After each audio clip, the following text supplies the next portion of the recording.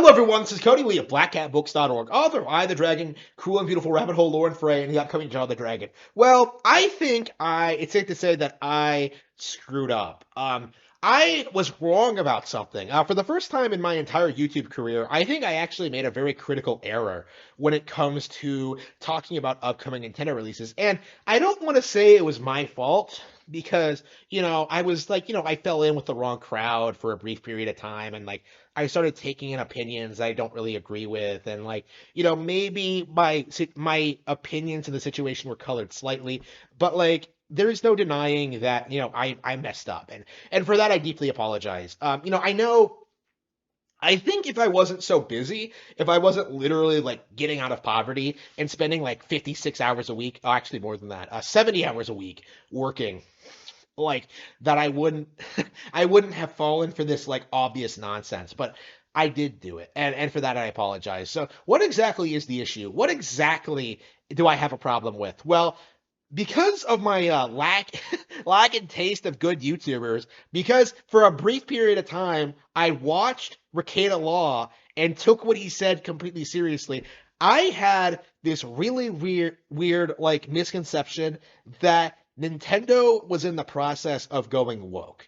That was kind of like my thing from 2019 to 2022, where like I legitimately believe that we were going down this path of Nintendo going woke, politically just becoming like a complete shell of their former selves. I was thinking we were going to get a lot more lesbians, we were going to get a lot more like woke topics, diversity. Like we were going to get like all these like storylines would revolve around typical HJW talking points. Like I thought they would like emphasize all of this stuff. And for the longest time, I thought it was going to happen, And in the past year, after playing 13 Sentinels, actually, which was a game I was told was like messed with by the localization team, like I kind of realized it wasn't actually true.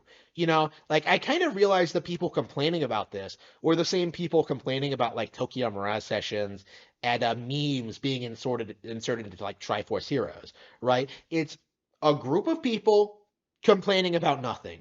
That's all it is. And because like these sort of people like gravitate towards Nintendo, instead of focusing on like actual woke products, focusing on stuff like The Last of Us Part 2 and like uh other countless like indie games, for example. Like of course these guys are going to attack Nintendo specifically. Like it's Nintendo censoring Dragon Quest even though they don't own their IP, It's Nintendo censoring Bravely Default. It's Nintendo preventing like certain games from coming out in the West. It's Nintendo, censoring Fatal Frame or doing this or that or like Nintendo causing all these problems. Like Nintendo is like the everything wrong with the gaming industry according to these group of people. And I think we saw that a lot. We've seen that play out quite a lot in the past couple of years, where we've seen a lot of really weird out there narratives concerning major Nintendo properties. Like there were three in particular that I personally was very heavily invested in that I thought might actually pan out, and like two of them have been disproven. Three, I think, will be disproven as well if things are going along the way I expect they will, and I think it will. Those three things, uh, more lesbians being in Fire Emblem. Actually, no. I was told Pokemon was getting more woke. I thought they were like I was told they were ruining characters and like making all these weird decisions with like character designs and like gender options and stuff like that. That wasn't true. I was told Bayonetta was going to be a lesbian. I have been told I've been told that since like 2014. I was told like the developers were on board with it, like it was going to happen by the third game. It didn't actually happen, and I was told Pearl and Marina were a lesbian couple, and like the development team were foreshadowing it in like Japanese blogs and stuff like that, but that wasn't true either. So we've seen like SJWs, like the woke crowd, take several L's in the past couple of years when it comes to major Nintendo products. Of course, we had that like infamous incident in like 2017 where like people like Emily Rogers like rallied a bunch of people together to try and like make Link a girl in Breath of the Wild, or Zelda U as we knew it back then.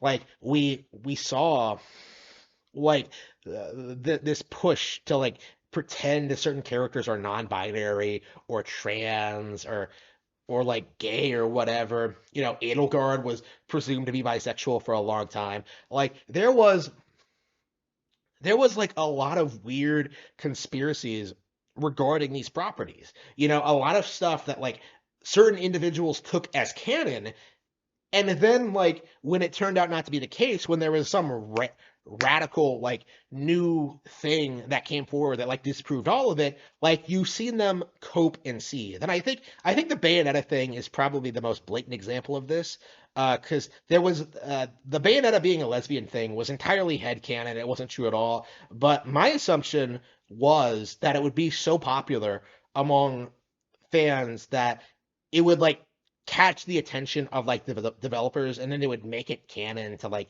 impress those people. But no, instead Hideki Kamiya came out and said like, yeah, we don't care about that. We're making the story we want to make, and this is what we want to do.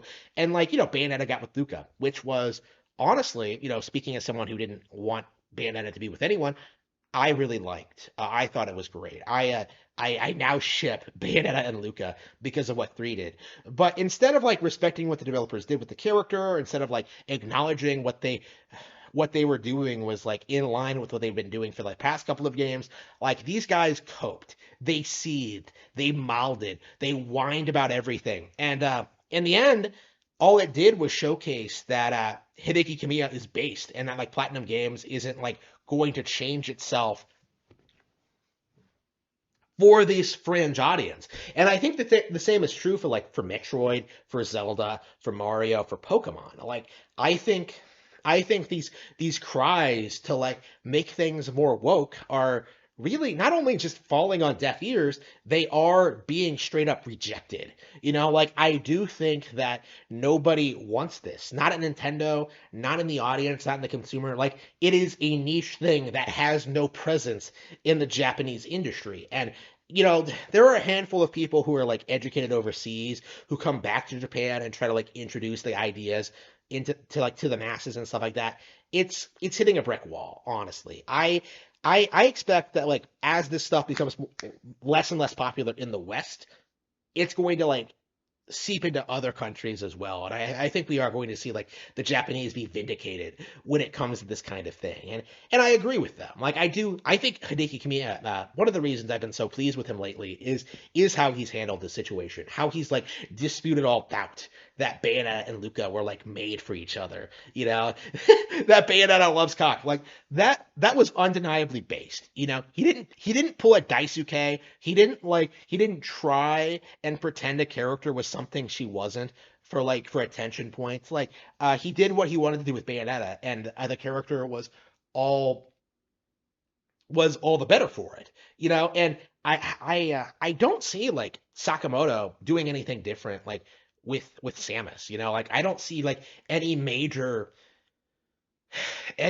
character going down like any kind of like similar route. Like I've seen enough at this point. Like I've seen absolutely no evidence that Nintendo is going woke in any way, shape, or form.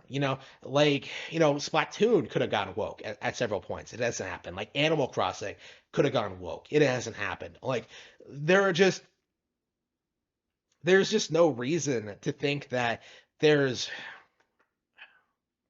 there's no reason to think that this is happening. Like, not at all. There's just a fringe group of fanboys who just constantly want to pretend that like this group of people is out to get them, and it just isn't happening, honestly. Like I am perfectly happy with the way Nintendo games are looking right now. They all look great. They all look fantastic. I'm excited to see what the future brings for the products. But as of 2023, I think we can wash our hands of the SJW stuff. I don't think Nintendo games are going woke anytime soon.